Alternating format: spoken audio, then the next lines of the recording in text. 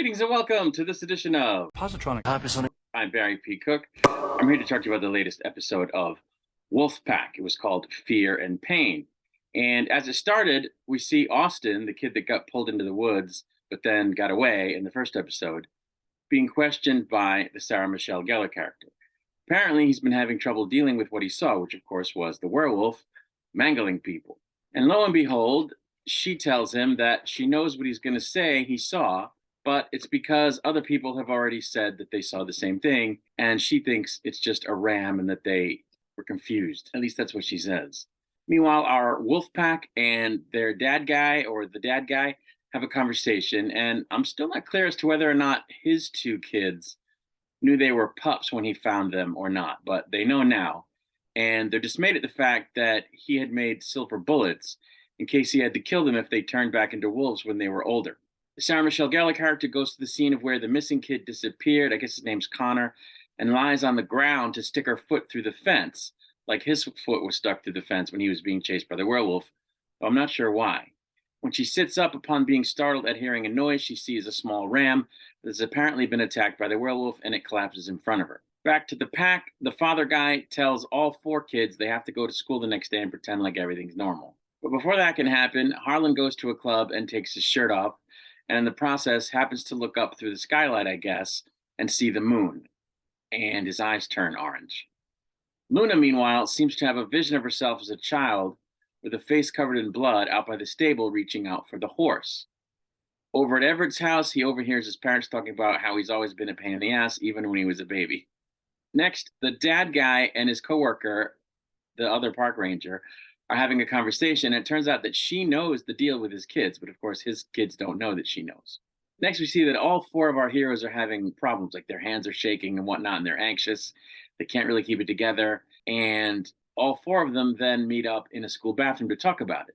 Apparently, it's all happening because Everett is anxious, and it's radiating out to them because they're a pack. He and Harlan then get into it, and when Harlan goes to attack him, his werewolf teeth come out, and everybody freaks out because nobody was expecting it. We go back to Father Ranger Guy, and he's talking with Sarah Michelle Gellar, and they go to the morgue because he says he's going to show her something she doesn't know. But the two of them just look at the corpse of the ram, and he says that he thinks it was mauled by a black bear, which of course isn't true. And then he says that he knows that she's looking for a second origin point for the fire. At school, Austin approaches Luna because apparently she's an artist and he wants her to draw something. And it turns out that she's been drawing him. At the motel, Blake is babysitting her brother when the father goes out, and it turns out, according to the father, that the crazy phone person has been calling, and the little brother's been talking to him. Apparently, he told the brother that she won't survive without the caller person. And then the caller person calls the new cell phone that her dad got her because he didn't want her answering the phone at the motel since the guy's been calling there, which I guess didn't work because he's just calling this phone now. Back to Luna, apparently when she was a little girl, she killed her horse when it kicked her. But her father tells her that he never saw either of his kids exhibit claws or fangs or anything, but we know that they do now. Then we go over to Harlan. He's chatting up a guy at a bar, and they smoke a ciggy together, or ciggies together, which they light with the other kid's dead firefighter father's lighter before they make out.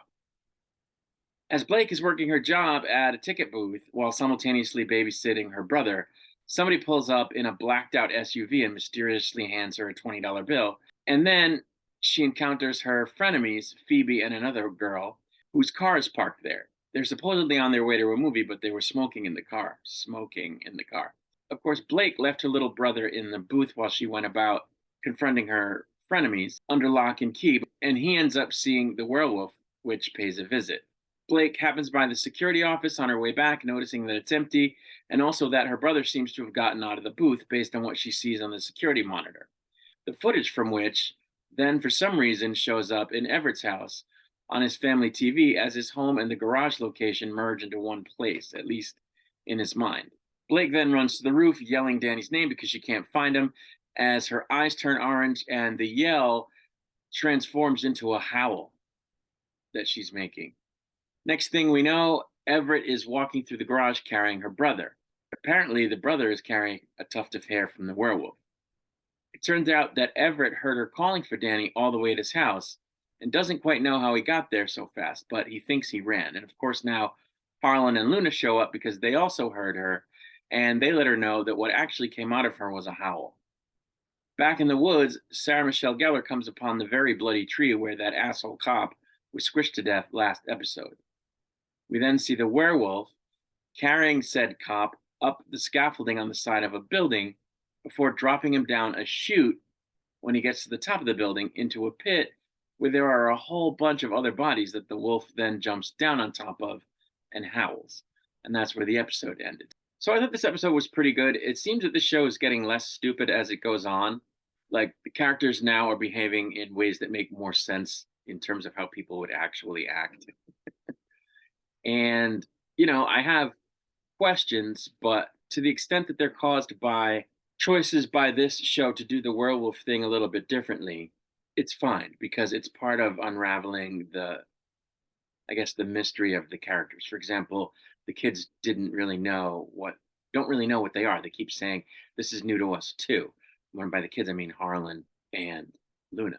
Because apparently they've never turned into werewolves before. They've never had the fangs come out. They've never had the teeth come out. They've never gotten all hairy and big nosed. And they may or may not have known that they were originally dogs, wolf pups. So, because the father didn't tell them and they've never changed. So that's sort of different in terms of werewolf stories because normally people who are werewolves have known about it since it's been happening to them. And in this case, that's different. So it struck me as weird in the beginning, but I guess that's just the way they're going in this particular universe. And within those parameters, the characters are acting as you would expect them to act. I am disappointed that we don't know who the voice on the phone is yet. It's like, okay, we're like 4 episodes in. How do we not know who the guy on the phone is yet? Like, how long are they going to drag that out? And, when are we going to find out why they're not turning? Like, they're exhibiting wolf-like traits, and this when he got mad, Harlan's teeth came out. But like, when are we going to find out what's going on? And that's more of a storytelling issue than it is that the show is dumb. It's like I say, it's less dumb now, but it's still dragging out the story. But I don't find that to be as much of a problem as the dumb. So I'm liking the show better. And, hopefully it'll just keep improving. Sarah Michelle Gellar's been in it more, which is good. So, it's improving. And with the father in the picture now, I think in the upcoming episodes, we're going to continue to learn more about what he knows about Harlan and Luna's past that we don't. So that should be good. But other than that, there isn't a lot to say. It's a sort of a mediocre show. I'm sticking with it because I started it and because of Sarah Michelle Gellar and because the actress who plays Blake is very nice to look at. And again, she's 22, so legal. But that's really it. So I'm going to get out of here. I'll be back to review next week's episode. Until I return, I wish you peace and long life.